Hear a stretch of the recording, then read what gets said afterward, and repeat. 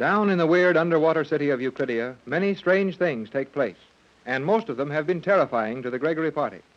Now, however, a big ray of hope has suddenly appeared. Mrs. Gregory, her daughter Joan, and their newly found friend Elaine, the Euclidean girl submarine commander, are in their quarters. Mrs. Gregory is enjoying herself as Elaine tries on one of her dresses while Joan watches admiringly. I am so worried about Jerry and the captain. Now, Joan, dear, when Tex and Jerry are together, they're able to get themselves out of anything that might come up. But, Mother, they were to be gone only a few minutes, and it is now more than an hour. Well, you're worrying much too soon, Joan. When you've lived as long as I have, you'll realize that a man loses all sense of time when he's out doing something that interests him and completely forgets anyone who might be waiting for him. That would seem to be the case, but I do not like it. Well, dear, older women than any of us find fault with things men do. But it's much easier to find fault than to find the cure. Oh, Mother, look. Why, Elaine, you're lovely in that dress, dear. I think it must be the dress that is lovely. I have not changed, and no one has told me previously that I am lovely. But you are. I like that much better than your uniform of Euclidean cloth. I hope I may never again... You have forgotten, Elaine. I am sorry. We understand, my dear girl.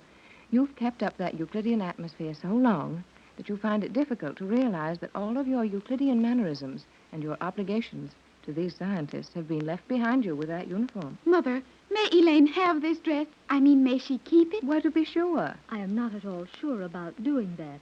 This dress must have some value, and if I understand things in your world, articles of value must be exchanged for things of equal value. That's approximately correct. But don't let that worry you for a moment. I can well afford to give you a dress or a complete wardrobe. Mother is a very rich woman, Elaine. Joan, dear, please. But that is what Jerry says about you. Well, even if it's true, we don't discuss those things. Mrs. Gregory, if I return to your world with you and attempt to enter life as you know it, what will be my place? Your place? Yes. I am not, as you are, a very rich woman. We have nothing of value to call our own on Euclidia. No medium of exchange except our efforts, in return for which we receive a bare sustenance. If I attempt to take my place in your world, how will I exist? That is a very well-placed question, Mother. Well, it might be if Elaine were not such an unusual person.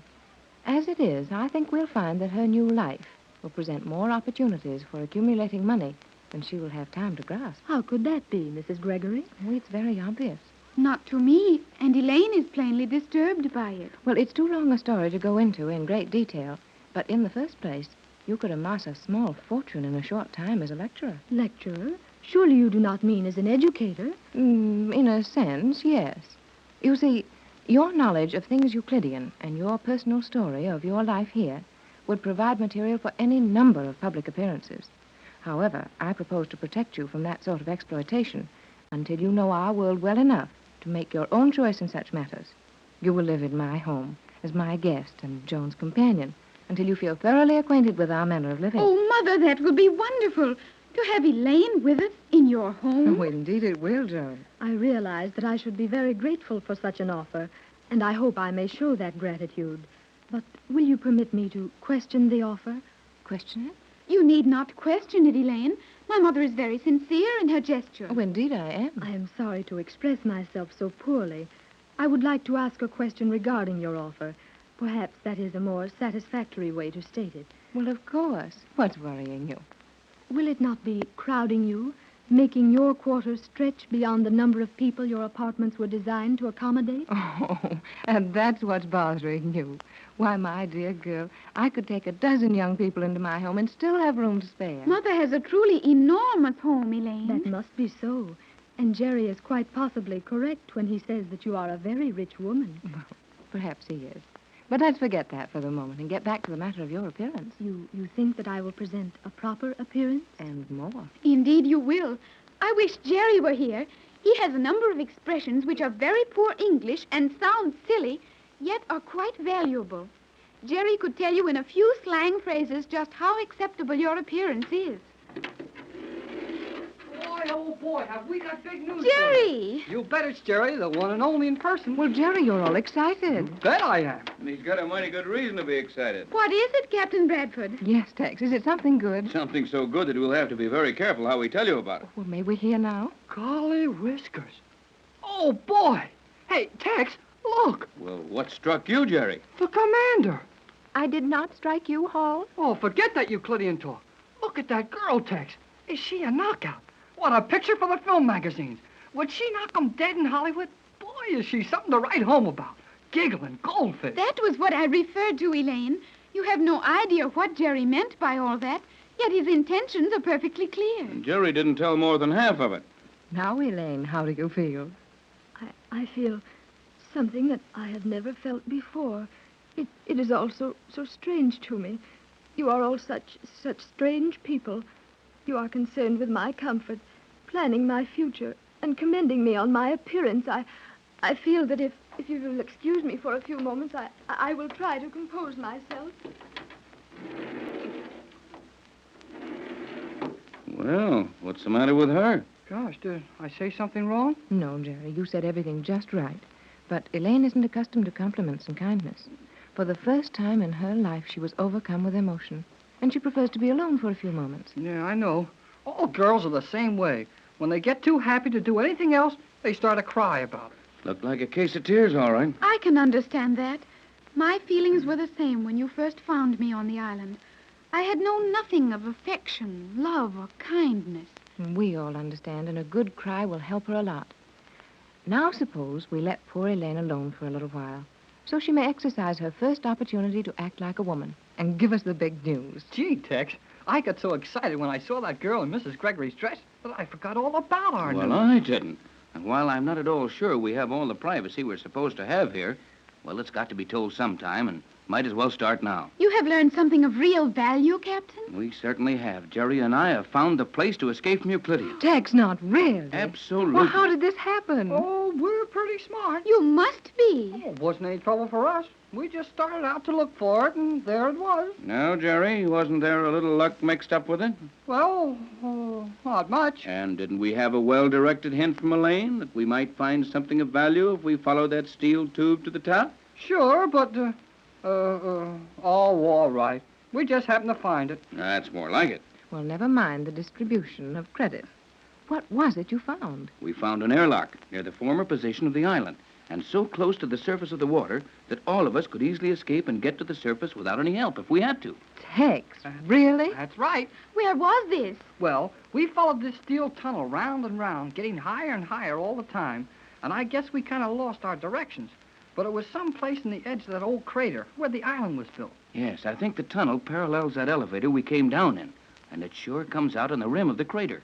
But what's more important is that there's a transparent steel lock at the top, and it's within 30 feet of the surface of the water. Oh, it should be easy to escape from there. It should indeed. But after the escape, what? After the escape, we're free. Yes, on the surface of the ocean, 4,000 miles from Los Angeles. I see what you mean, Joan, and naturally we'd take care of that But how, Tex? by the very simple process of having a boat up there to pick us up. How is that so simple? Well, now, don't forget that tomorrow I'm beginning a regular series of test flights in the rocket planes. Sooner or later, I'll plan the rescue. Will you have a chance to smuggle one of the homing pigeons aboard the plane? I think so in time. Have you asked permission to take your instrument case aboard? No, I was afraid to ask permission, for fear it would give me away. So on the trial flight today, I simply walked up to the ship with the case in my hand. And G-47 grabbed it and searched it plenty. He did, and he'll probably do the same for several days to come. But one of these times, I'll know when G-47 is going to be busy at the time I start a flight. And when that time comes, I'll have a homing pigeon in that instrument case. You realize what the results will be if you are caught. No worse than what we must eventually face if I don't try it. We're here forever as far as G-47 is concerned. Yes. Our punishment is to be completely ignored until in desperation we trade your formula for freedom, and then find ourselves denied that freedom. Well, we're going to use that formula in a lot easier way than that, and a better way. How, Jerry? Well, Tex is Hold going it, to... Jerry, hold it. What's wrong? Well, I thought I heard a noise outside that door. But this room is soundproof. Perhaps we should say we believe it to be soundproof. Yes, there's always that. We can't be sure of anything here. Well, never mind that no. I know how to use the formula when the time comes. The only thing that I'd like to know a little more about is the exact method of escape from that airlock Jerry and I discovered. Perhaps I can assist you there, Captain Bradford. Well, if you've got any ideas, toss them in. By all means, Elaine, we'd welcome your advice. I'm not familiar with the manner of operating the escape mechanism in the lock, but experience with other locks on Euclidia would lead me to conclude that it would be a very simple matter to arrange the flooding of the lock. I thought that too, Elaine. What worries me is just how difficult it's going to be to get from that lock to the surface. With a number of us getting out at the same time, the last one out is going to have a long stretch without breathing. I'm sure we'll never have the chance to get any special equipment up there without being seen. Yeah, it's always so easy until it gets hard. That is not a serious problem. Every Euclidean has been instructed in the use of that escape lock in the event of an emergency, such as the flooding of the city. We have never searched for them, but somewhere in the wall panels of that steel room, and probably easily located, are a number of small air helmets, sufficient to sustain life underwater for several hundred seconds. Hooray! That's the answer, Tex. It certainly is. And our future is brighter than it has been for some time. It's positively rosy, Joan. Yeah, but how long will it be before you can get a message out for help? That all depends on how long it takes me to get a rocket plane over Los Angeles with a homing pigeon aboard. Any other means of communication is impossible. You plan to smuggle a pigeon aboard in your instrument case? Yes. Excellent. But would it not be wise to carry 2 pigeons in the event one of them is discovered? Oh, sure, but if one is hard to hide, why try to make it 2? You will carry your individual emergency tank of oxygen on each flight, will you not, Captain? Yes, each man on the rocket plane will have one. I insisted on that after our last flight nearly ended in disaster. Precisely. And if you are willing to risk the danger of being without that oxygen, I can show you how to remove the end of the tank. And in that tank, on your important flight,